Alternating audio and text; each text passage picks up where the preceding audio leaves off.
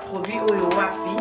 Pourquoi? Parce que kokozwa ka Carolite mba moko te osokoli otia maman elona na ye na ba produit oyo mibale.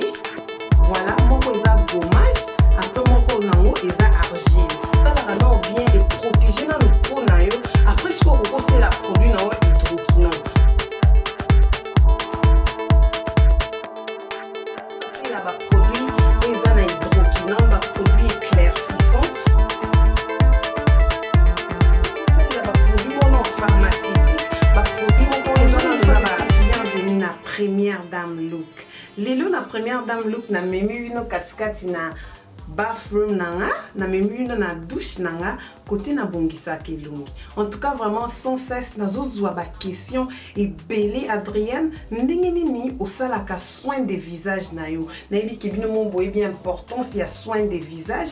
Ya on a lobaki nazwa na no temps ba il ba produit nazo utiliser na pesa ya on a no temps avant na ko présenter yango pa na bino soki na moni résultat ya bien. Na lobai na kokai ko sala neti batu misusu te otozo mona pe lelo a mekelo otaye karanga lobelango. Non, nga moko na utiliser yango pendant un bon bout de temps depuis na koma maman na saleli vraiment ba produit yango lelo na mona que il était temps vraiment Magali azaki otunzanga Adrienne sala vidéo à soin de visage l'accent de sala soin de visage na yo. Maintenant lelo grand temps et puis ça melibino na tongo ya lelo na lamuki na lobino il faut na sala vidéo moko différente pour na bino. Alors ensemble na bino toko découvrir comment est-ce que na sala premièrement na ye na ba produit oyo mibale. Voilà, moko eza gommage, après moko nango eza argile. Ba produit nanga naza nango na osalela lelo yango yo o eza ba produit ya masque. Na latara masque et sokolara po nanga ba imperfection ba bouton ya mike ba point noir. Vraiment na ba produit oyo eza na melinope produit mususu ya Dove. Yango et nourrissaka po, yango et pesaka et rafraîchissaka po et pesaka po les sous ba vitamine na produit mususu na sale la kayango yo comme nango coco butter na sale la produit o parce que sala kapo nanga ezala wana bino mobana mboka boebi Carolite. Bah te béné c'est la Carolite, mais en tout cas l'émission auto découvrir ce Carolite des arabiens des soins de visage to monika poté na soin de visage pe to moni to za na minu na osala na soin na konayo na nini. En tout cas la vidéo on beaucoup apprendre et belé wana ngata na mkanaton elo ali boso je prends d'abord de l'eau na mela maille parce que maille est purifiant kama ezane ti purifiant bon moni ana zui oyo eza gommage eza argile. Voilà yango nde na bandara nango liboso produit o soki longi na eza salité vraiment ekoswa yo na ndenge moko ni longi na yo moko ondimate produit na banda osalela yango depuis avant mariage na ngai bato bamona ba photo ya la veille ya mariage ndeni na bongamaka bango bakoyeba osala son visage na on ndaku na primo pe mokie. Voilà aux autres yango vraiment ekotaka nelongi partout sans tabou. Opakoli yango neti opakola mafuta ezaka na bambuma moka mike na se neti mabele donc opakoli yango vraiment yango nde nika kelongi esokola kelongi wana soyo osalela ba maquillage ebele. Il faut oyeba comment est-ce que elongi na okoko zongisa ngo mona bato mswaza na peau ya ba bébé eloko elongola ba bouton et kotisa ba bouton et tout na pakola pendambu na mwa kingo parce que elongi pe e marche à des paires na kingo. Voilà produit yango bandu pakola ngo malembe ozo frotter ozo nika elongi na yo poso yo nika elongi na yo te na boy voisin na ya oniki côté ozana ba bouton côté ozana ba tache nelongi côté ba graisse ba point noir. Voilà dazo sa massage ya elongi dazo nika yango bien konika yango bien poso oniki yango bien te mutaniki longo bien zate o eza ozo sokola elongi po produit yango ekaukaka soki eleki mopepe ekokauka. Il faut aller vraiment bango ozosala ozonika elongi na yo. So nika elongi te moto onikela elongi aza te. Voilà, oyoka ezala na mabele moka mike na kati. Ma ntango yo ozonika elongi osentir yango. Voilà, après 10 minutes olongoli yango osokoli wana tozela 10 minutes ekoka bomoni ekokauka na yo olakisa no sexa. Voilà, alors tu es de retour 10 minutes plus tard. Elongi na yo ekangami na okokoba bien te parce que eleki mopepe ekangami sikoyo na minute oyo tosokola elongi. Mpona osokola elongi nasalaka eau tiède.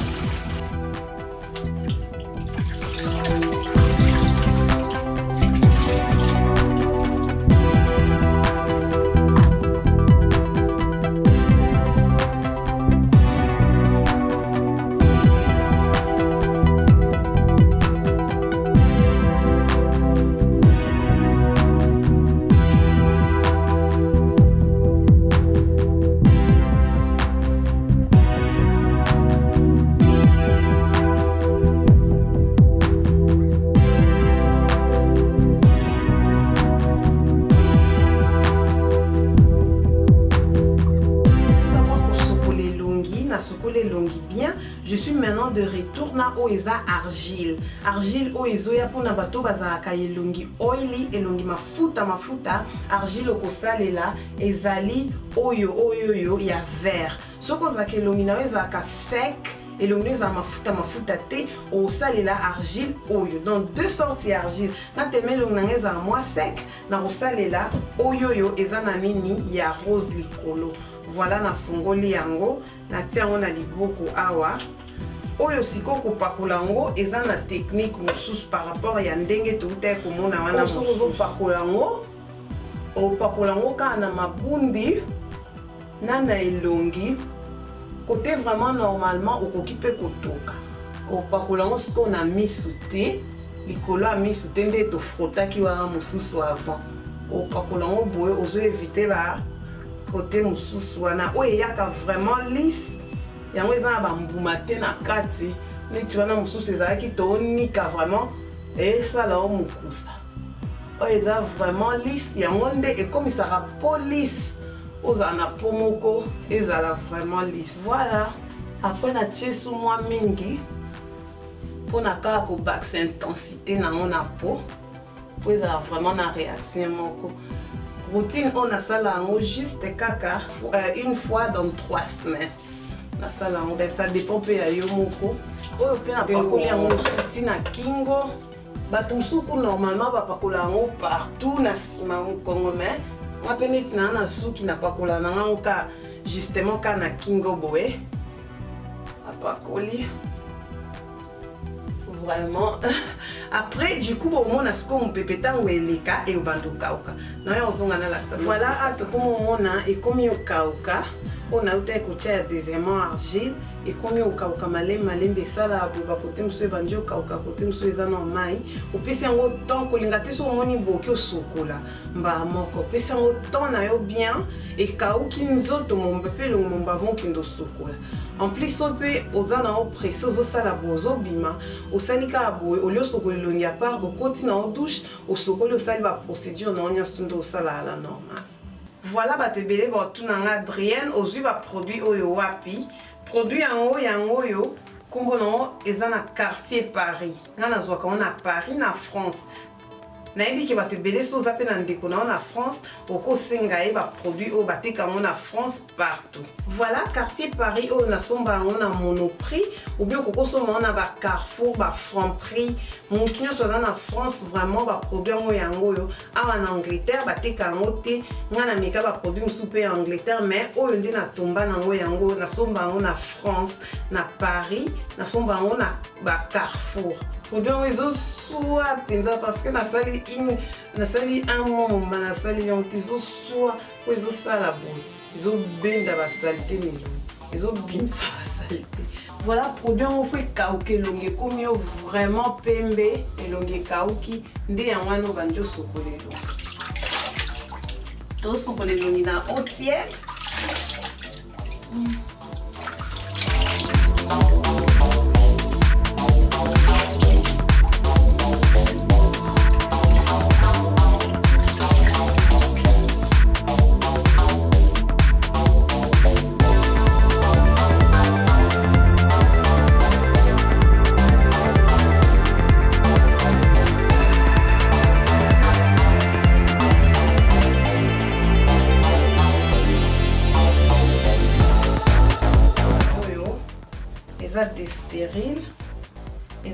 mafuta moko ya pharmacie bateka yango pe na ba pharmacie nyonso tout eza na vaseline attention eza na eau te kokosela vaseline eza na vaseline eza na paraffine liquide eza pe na glycérol oyo eza sikoyo nayoka ozongo juste na pakoli yango na se ya peau nanga osokoli elongi boye bapore na yo nyonso tu na peau tozala na bapore mais doucement mike peau erespiraka bapore na yo nyonso tu efungwami ekomi fraîche sikoyo nga nayaka opakola kokopakola vaseline ezala nango mpe neutre oyo ezaka ezojoue role ya vaseline napakola vaseline yango boye mpona konourrir bapore ya nzoto na ngai. Après avoir kosala bongo oyo eza Dove mafuta oyo eza riche parce que enourrissaka peau enourrissaka peau pourquoi surtout mpe otali na se nango ya bakoma nango eza ebele baexplike vraiment eza na bénéfice moko ya bien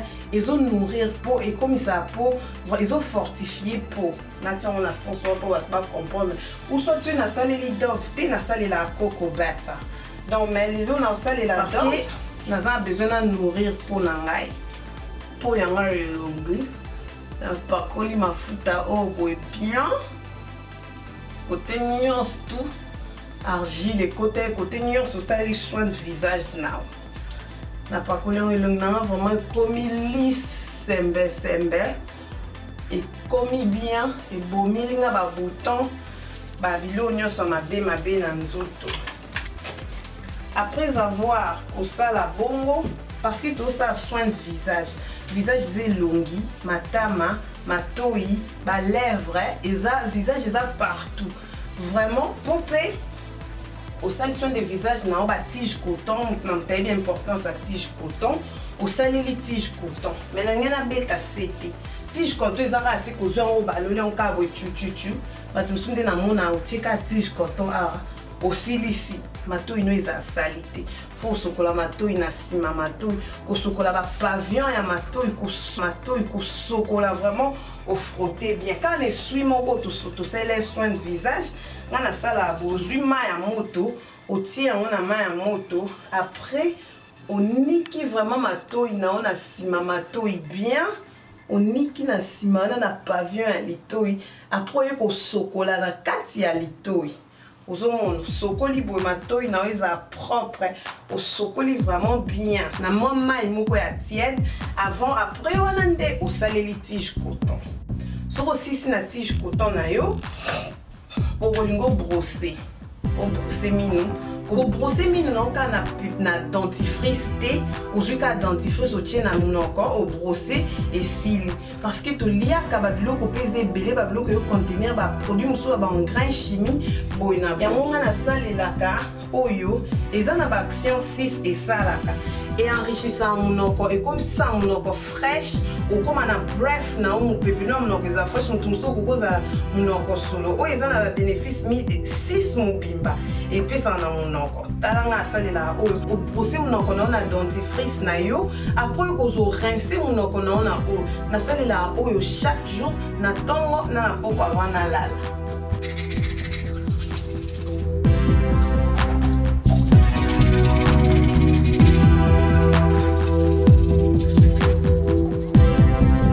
Nasokolaka mai na babo baf bilo moko ezala vraiment na baforme bafulufulu moko bien ya solo ya bien juste ka mpona ozala na solo ya bien na nzoto et consort parce que biso toza bana basi toujours faut kozala solo ya bien eza te ke basolo moko boye bafosu non wana tanga mona boye basala baproduit oyo eza na hydroquinone baproduit éclaircissant mpona wana vraiment moto aza mpe na opinion na ye nga nasalela vraiment mingimingi baproduit éclaircissant te makasi mpo naza moto ya mwindu mais soki osala produit éclaircissant il faut kotangaka baécrit oyo nyonso tu ya mikie pourquoi parce que kokozwa kaka carolite mba moko te osokoli otia yango mba mona elongi na yo yango bato ebele omonaka ekokosala mpe batache awa bacicatrice ya noir na elongi et tout ça parce que bapore ya nzoto na yo ozonourrir yango kaka na baproduit moko eza na hydroquinone omoni peut-être oyebi mpe dose te ozwaka kotia ebele na elongi opakoli mais soki ozosalela baproduit moko pharmaceutique baproduit moko eza nano na baindice baglycérine eza na banini baoyo neti nalakisi bino eza na nini vaseline eza na bapierre Fabre ou eza médical Pierre Fabre yango yo esalaka nao bien et protéger nano peau na yo après ce que la produit na hydroquinone ozwaka te produit hydroquinone otine elongi eza pe na ba conséquences ebele surtout pour na bato basalela ba produit éclaircissant il faut kosala attention nakanzaki napesi no secret ya soin de visage nanga nde nasalaka oh wow namona bénéficie nango esalinga vraiment bien esali kitoko esokolinga susi elongi nde nasala une fois j'espère que bino mpe bozwi bomoni nde nasala yango bokoki kokopie soki mpe oza mesure vraiment te ya kosomba baproduit oyo okoki oluka n'importe quel masque n'importe quel argile ya kombo n'importe quoi oyo eza mpe na mboka na yo mpona osalela yango kaka na même façon ekozala nango mpe na baresultat moko ya kokokana. Merci en tout cas na bino na nde bolandi vidéo oyo depuis bandeli ti mpe tokomi na yo na suka soki omoni vidéo oyo etike yo eloko moko oyebaki te ebaki yo un plus partagez mes vidéos en tout cas c'est gratuit mpo oyo na yo soki ekomi lisse franchement okoma star ya mobile na yo parce que mpo na yo so eza bien complexe ozala te so elongi na yo eza bien toujours ozala première dame à papa. Voilà une fois de plus na ebiki vidéo esali bien na Emilia Gwaldino esali bien na ya Lolo vidéo esali bien na bino nyonso to bato bolandanga et en tout cas wana so oza pe na suggestion na o vidéo mosusu olingi komona nasala ou bien lo mobwe komelanga na Facebook nanga kobosana te page nanga eza Adrienne Première Dame Look Adrienne Première Dame Look page nanga Facebook ya wana Adrienne Première Dame Look nde ezopesa no makambo na temps réel